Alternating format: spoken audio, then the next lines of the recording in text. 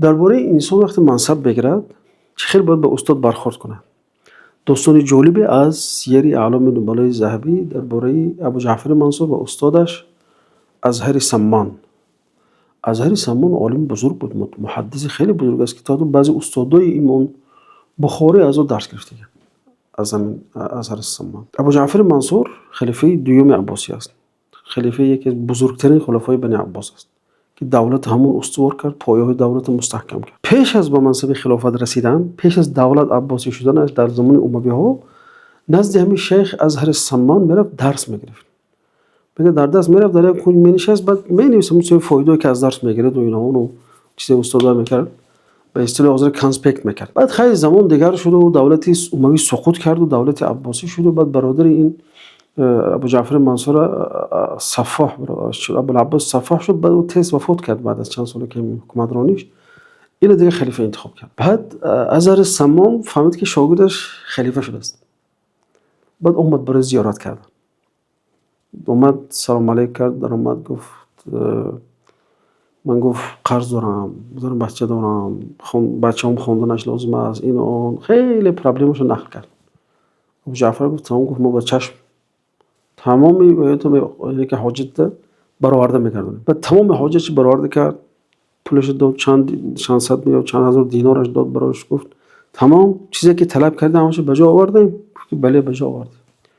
دیگر پیش من به یگان چیز طلب کرده نیاورد. همین خیلی گفت. چون در تاریخ میگن خیلی انسان بخیل بوده، خسیس بوده اصلا ابو جعفر.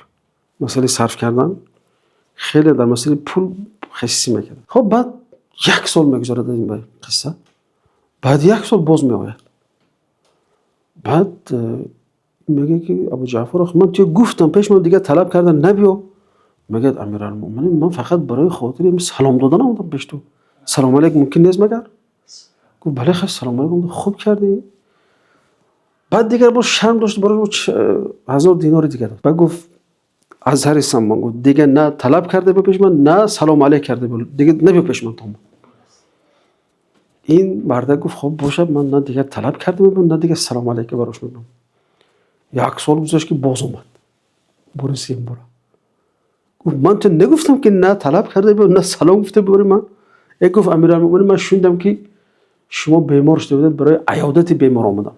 این دفعه همچون عیادت بیمار پیش نستان اومدم. باز ابو جعفر منصور دید خیر، گفت براش یگان چیتم باز 1000 دینار دیگه داد و گفت این دفعه نه سلام ته برای من، گفت نه یگان چیت طلب کن، نگو عیادت من بیار. بعد گفت خب باشه امیرالمومنین، گفت سمعا و طاعتا. رفت باز اومد گشت اومد. سال 4 بار بشین اومد خلیفه. بعد ابو جعفر گفت ای تو که نمیفهمی من تو گفتم که نه طلب کردی نه سلام گفتم نه، گفت من زیارت برای من نبیو. گفت پیش من چی میبی؟ گفت امیرالمومنین گفت یاد داری تو گفت زمان پیش من درس میخوندی، همون وقت درس خوندن من یه حدیثی گفته بودم درباره قبول شدن و اجابت دعا. انا میخوام که همون از زبان تو شنام. تو وقت گفت مینشستی و مینویستی درسای کانسپکت میکرد که ولی فراموش کردی و فراموش نکردی.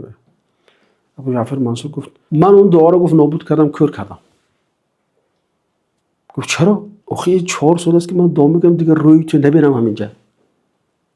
ببینم فایده نیست. گفتم این دعا یا که صحیح نیست یا که ضعیف است. گفت من دیگه در اون پاپ نابود کردم. بعد دیگه خند دکسه خندیدند و این گفت که ازهر گفت کی وقت خواهی بیا، گفت خود طلب کرده بیایی، خب برای سلام علیک بیایی، خب برای عیادت بیماری من بیایی، خب برای امتحان کردن علم گذاشتن بیایی. گفت اهلا و سهلا، هر زمان برای تو خوش آمدی، درگاه ما شده است. در حقیقت اون زمان چی بوده؟ علما خلفاء خیلی به علما احترام میدادن، احترامشون میکردن. این حکایت فایدهش این است که احترام استاد است. کسی که خلیفه بود برای استادش وقت جدا کرد. کسی که استادش گپش گردون 2 بار 3 بار 4 بار بازم استاد با پافشاری کرد، اینم دیگر برای استادش ناحرمتی نکرد، یعنی قبول کرد هر بار. و در آخر وقت دیگه پافشاری استاد دید، گفت که دیگر هر وقتی بگو درگاه ما شده است دیگه خود طلب کنی، خود سلام تی خب میخواد چه فاید دیگرش این است که انسان وقتی که طلب علم میکنه قدر استادش، استاد یعنی که همیشه استاد میمونه، گرچه که شاگردش از وی منصبای بلندترین هم گرفت، لیکن استاد است خود دیگر. باید در حقش دعا کنه، باید نیکی کنه تا بتواند دستیاری درست کند براش اگر استادی محتاج باشد.